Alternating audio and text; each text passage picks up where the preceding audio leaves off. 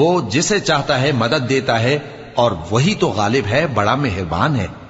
یہ اللہ کا وعدہ ہے، اللہ اپنے وعدے کے خلاف نہیں کرتا، لیکن اکثر لوگ نہیں جانتے۔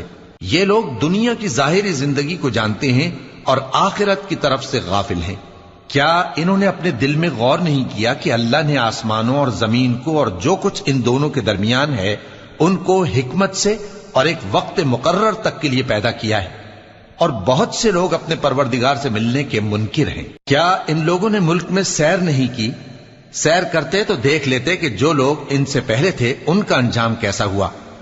وہ ان سے زور و قوت میں کہیں زیادہ تھے، اور انہوں نے زمین کو جوتا اور اس کو اس سے زیادہ آباد کیا تھا جو انہوں نے آباد کیا، اور ان کے پاس ان کے پیغمبر نشانیاں لے کر آتے رہے، تو اللہ ایسا نہ تھا کہ ان پر ظلم کرتا، بلکہ وہی اپنے آپ پر ظلم کرتے تھے۔